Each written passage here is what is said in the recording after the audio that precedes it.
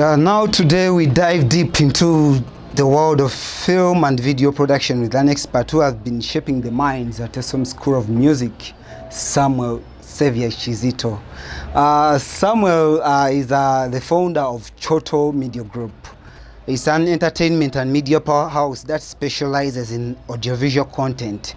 And Samuel is a multi-award-winning Ugandan filmmaker who measures in producing, writing, and directing. Hello, Samuel. Okay. Yes. Hello. Yes. Thank you for having me. Yes, it is a pleasure to have you today with us. Let's discuss about your journey, and you can share with us the story behind your career in the film and. Yeah, my journey is quite a broad one because I've been doing production for over 10 years now. But my journey to beginning the industry was more of an exploration kind of experience that I was doing IT, then I see something to do with filmmaking. I go there curiously to find out how these people really do their job. And then I get inspired by the way they write their scripts, the way they make their films, and then I start to want to learn more and more and more. And one thing leads to the other. Before I know it, I'm writing scripts as well. Before I know it, I'm directing, and then everything starts to take shape around that. Yeah. Okay. Fantastic. Now, since we are focusing more on career guidance, and you are an expert and professional in the industry, let us dive deep into the multitude of career opportunities which are available in the field. Yeah. And from your experience, what are some of the rewarding paths can students take after graduating from film and video production? Yeah, what I can say is that the industry itself is really a large one, and it's actually a good time now for someone to actually do production or film and video production or film and TV production, because when industry right now, film and video is a business. Yeah, than years ago. Years ago, it was a thing that people did for passion, but right now people actually do it for employment. For instance, me, I am employed in the industry myself. So when someone is studying this kind of course, they have more room to explore so many opportunities. For example, we have producers. So when you study film and video production, you actually can imagine become a producer. You can be a producer for a TV channel where you produce TV shows, a producer for a film, producer for adverts, producer for events, like so many things that are actually there. You can become a writer. So a writer for either film, for TV and beyond. You can become a director.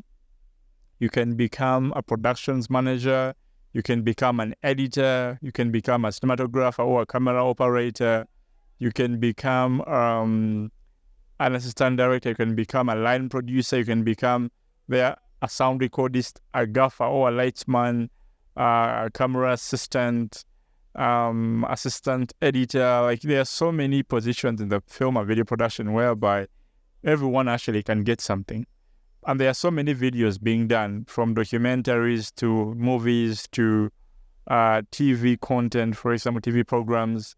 There is educational videos. Even what we're doing right now is actually a production.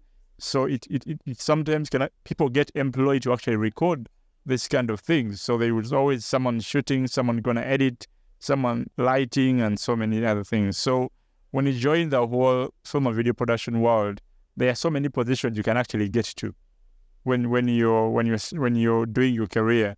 And all these positions I'm talking about, you're paid, your earnings, they're all employment opportunities that are actually there waiting for someone. So you may not actually do everything all at once, but you can actually become one or two of those things. For instance, sometimes I'm employed as a writer.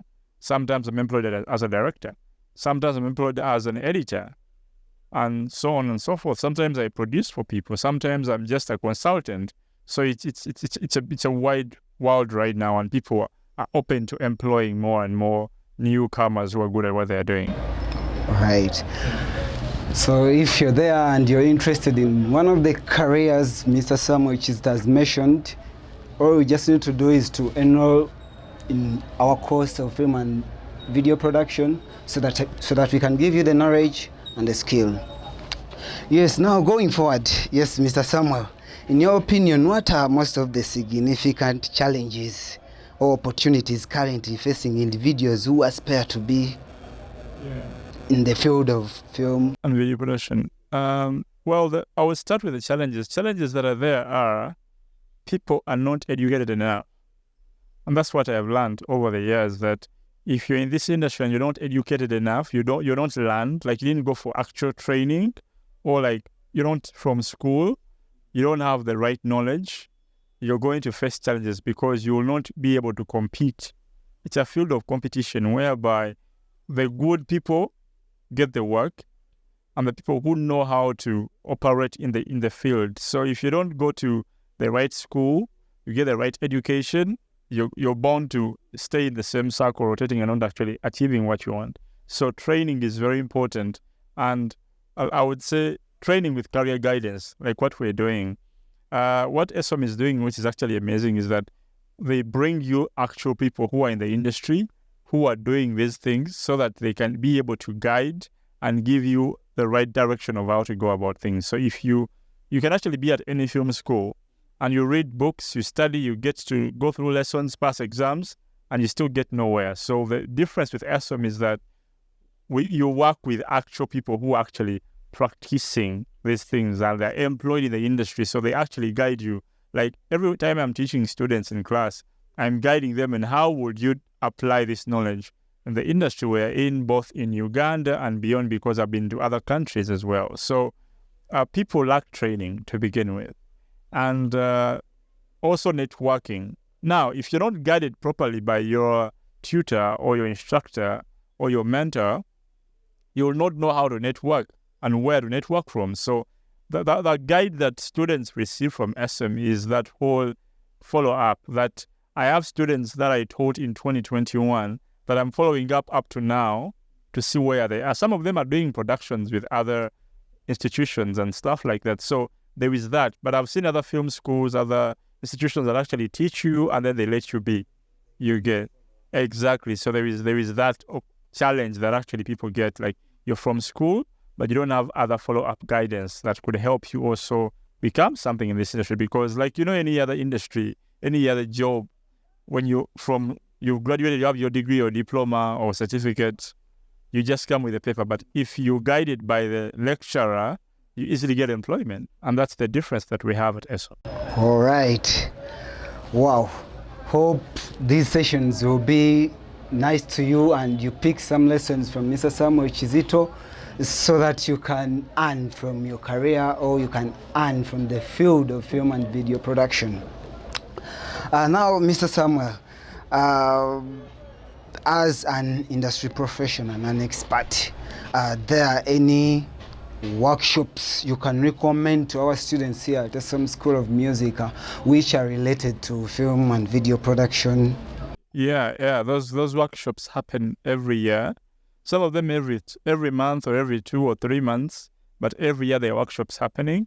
Some of them are courtesy of Uganda Film Festival. Some of them are individual workshops that happen because we have film festival that actually run workshops. Then we have the individual workshops that keep on happening every now and then, either organized by UCC, Ministry of Gender, certain, let me say, National Theatre and the likes. Even my company sometimes holds workshops.